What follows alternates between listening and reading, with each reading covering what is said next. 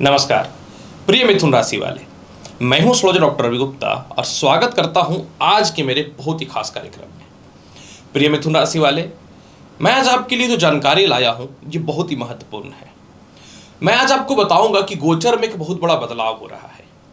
ये बदलाव जो है आपके जीवन में बुरे समय को खत्म करने के लिए काफ़ी है। ये वीडियो आपके लिए समर्पित है।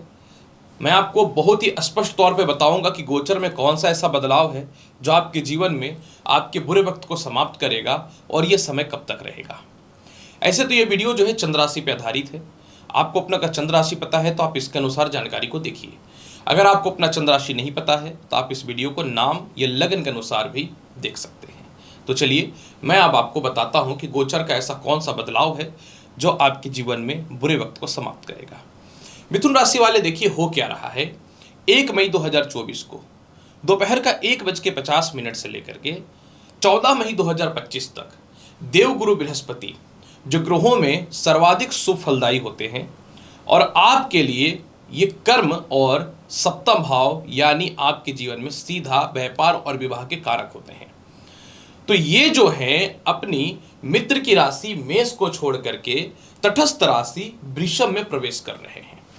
तो मिथुन राशि वाले, बृहस्पति का द्वादश भाव में प्रवेश होने के बाद भी आखिर आपके जीवन में ये क्यों बुरे वक्त को खत्म करने वाला है, ये संपूर्ण वृत्तांत जानकारी मैं आपके समक्ष साझा करता हूं। मिथुन राशि वाले, देखिए होता क्या है कि बृहस्पति जो है आपकी कुंडली में कर्म क्षेत्र यानी 10वां घर और सप्तम भाव यानी दाम्पत्य कारक स्थान के मालिक होते हैं। और ये जो चारों स्थान होता है ज्योतिष शास्त्र में इसको केंद्र बोलते हैं। बृहस्पति क्योंकि लग्नेश के शत्रु हैं और 2 केंद्र के मालिक होते हैं तो इनके ऊपर केंद्राधिपति दोष लग जाता है। ऐसे पोजीशन में अगर बृहस्पति की स्थिति थोड़ी सी भी कमजोर हो तो आपके लिए केंद्राधिपति दोष कमता है और सफलता के रास्ते खुलते हैं। अब यहाँ पे बृहस्पति द्वादश भाव में जा रहे हैं वृषभ राशि में, तो ये द्वादश भाव के भी कारक बृहस्पति होते हैं क्योंकि काल पुरुष की कुंडली में यहाँ पे मीन राशि यानी 12वां घर होता है। तो बृहस्पति का द्वादश भाव में जाना आपके लिए राजयोग कारक हो जाएगा। ऐसा मैं क्यों बोल रहा हूं, क्योंकि आप यहां पे देखिए चतुर्थ भाव पे केतु बैठा हुआ है। ज्योतिष शास्त्र के अनुसार जब भी कोई ग्रह से पंचम या नवम कोई ग्रह की स्थिति या प्लेसमेंट हो जाती है तो इसे नवम पंचम राजयोग कहा जाता है। और केतु 18 मई 2025 तक जो है यहीं बैठे हुए रहेंगे यानी कन्या राशि में। और बृहस्पति कब तक है? 14 मई 2025 तक। मतलब जब तक बृहस्पति वृषभ में है तब तक केतु भी जो है कन्या में बैठ करके नवम पंचम राजयोग बना रहा है। और जब पंचम भाव में बृहस्पति से केतु बैठे हुए हैं तो बृहस्पति की दृष्टि केतु के ऊपर जाएगा। और जब केतु के ऊपर जाएगा तो ज्योतिष शास्त्र का एक सूत्र है, जब भी केतु बृहस्पति के साथ बैठेगा या बृहस्पति की दृष्टि केतु के ऊपर जाएगी तो केतु का जो पाप युक्त फल होता है वो समाप्त हो जाएगा। यानी आपके जीवन में एक साथ कह सकता हूं कि 2 ग्रहों का शुभ फल मिलना चालू हो जाएगा। अब यहां पे द्वादश भाव का बृहस्पति राजभंग योग भी बना देगा आपके जीवन में, क्योंकि केंद्राधिपति दोष से ये मुक्त हुए तो राजभंग योग बन गए। ज्योतिष शास्त्र एक बहुत ही अनसुलझा शास्त्र है, इसको थोड़ा समझाने की जरूरत पड़ती है। अब यहां पे द्वादश भाव का बृहस्पति सबसे पहला आपके जीवन में क्या फल देगा? आप मेहनत कर रहे थे, नौकरी कर रहे थे, लेकिन नौकरी के अनुसार आपके जीवन में जो बहुत ज़्यादा धन की प्राप्ति नहीं थी, यह धन के रास्तों को खोलना चालू कर देगा। इसके अलावा जो है बहुत ज़्यादा आप लायबिलिटी यानी कर्ज बहुत ज़्यादा ले रखे थे, अब आप धीरे धीरे अचानक अपनी पुराने पेंडिंग कर्ज को धीरे धीरे जो है वो समाप्ति की ओर लेके जाने का प्रयास करेंगे। जिनको विदेश जाना है या जिनको विदेश में नौकरियां नहीं लग रही हैं और मिथुन लग्न या राशि वाले हैं तो आपके लिए सफलता के रास्ते बहुत ही अच्छे खुलने चालू हो जाएंगे, क्योंकि राज्य भंग राजयोग बन रहा है।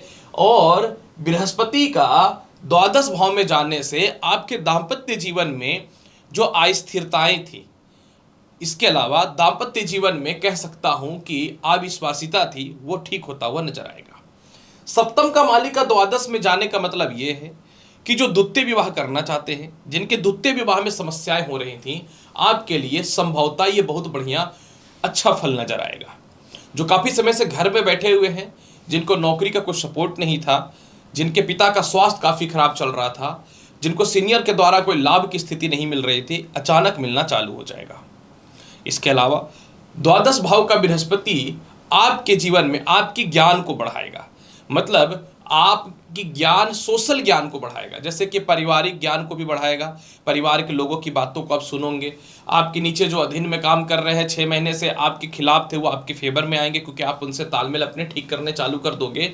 और इसके अलावा जो है साझा व्यापार का तो लाभ देगा ही देगा, लेकिन अगर किसी प्रकार के व्यापार में, साझा व्यापार में आपको नुकसान हो रहा है तो इसको भी जो है आप समाप्त कर दोगे, यानी फ्री लाइफ जीना चालू कर दोगे। हृदय से रिलेटेड, यूरिन से रिलेटेड, सेक्स संबंधी समस्या, नेत्र संबंधी समस्या, मस्तिष्क संबंधी समस्या, इन सभी चीजों से आपको बृहस्पति अब बचाना चालू कर देगा। क्योंकि बृहस्पति और केतु का नवम पंचम राजयोग है, जो जनरली भी तो कोई ज्योतिष इसके बारे में नहीं देखा है, तो ये राज्यों के कारण केतु का अशुभ प्रभाव खत्म होगा।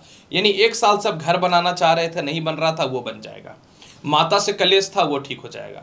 आस पड़ोस से कलेश था, वो ठीक हो जाएगा। रेंटेड घर में थे, अपना घर नहीं होता था, या आपका खुद का घर रेंट पे नहीं जा रहा था, वह ठीक हो जाएगा। अगर आप पॉलिटिक्स के क्षेत्र में हैं, जुडिशियल के क्षेत्र में है, टीचिंग के क्षेत्र में है, साइंस के क्षेत्र में है, साइंटिस्ट वगैरह है, तो आपको ज़बरदस्त लाभ मिलेगा। इसके अलावा अगर आप मेडिकल के क्षेत्र में हैं तो बहुत ज़्यादा लाभ देगा, लेकिन पॉलिटिक्स में बहुत ज़्यादा लाभ की स्थिति को बनाएगा। इसके अलावा जीवन साथी के स्वास्थ्य को ये बहुत बेहतर बनाएगा।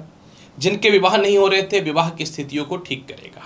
परंतु एक बात अवश्य मैं बताना चाहता हूं, ये सप्तम का मालिक भी द्वादश में जा रहा है, तो बृहस्पति 2-3 चीजें आपको नुकसान भी दे सकता है। जैसे एक साथ 2 रिश्ते में भेज सकता है या अफेयर करा सकता है, तो आपको इस चीज से बचना पड़ेगा, क्योंकि कहीं ना तो कहीं बृहस्पति ये चाहेगा कि आपके वैवाहिक जीवन को भी खराब करे। तो ये बात ध्यान दीजिए, खास करके महिलाओं के लिए, क्योंकि बृहस्पति का ज्यादा प्रभाव पुरुष से ज्यादा महिलाओं पे पड़ता है, क्योंकि बृहस्पति दाम्पत्य जीवन को रिप्रेजेंट करते हैं महिलाओं के लिए। पुरुष के लिए तो ये भाग्य और धन को रिप्रेजेंट करते हैं और खर्च को। इसके अलावा जो है यह आपके शरीर के वेट को बढ़ाएगा, लीवर संबंधी थोड़ी समस्या पैदा कर सकता है, तो इस मामले में आपको ध्यान देना होगा। इसके अलावा जो है आपके पिता के द्वारा या सीनियर के द्वारा हो सकता है कि बहुत ज़्यादा धन संबंधित नुकसान हो, तो इस पर थोड़ा सा आपको ध्यान देने की आवश्यकता रहेगी। हालांकि फिर भी इसके प्रभाव को बहुत बेहतर बनाना चाहते हैं तो क्या करना चाहिए? इसके प्रभाव को बहुत बेहतर बनाने के लिए आपको प्रत्येक दिन ओम ब्रीम बृहस्पति नमः मंत्र का जाप करना चाहिए।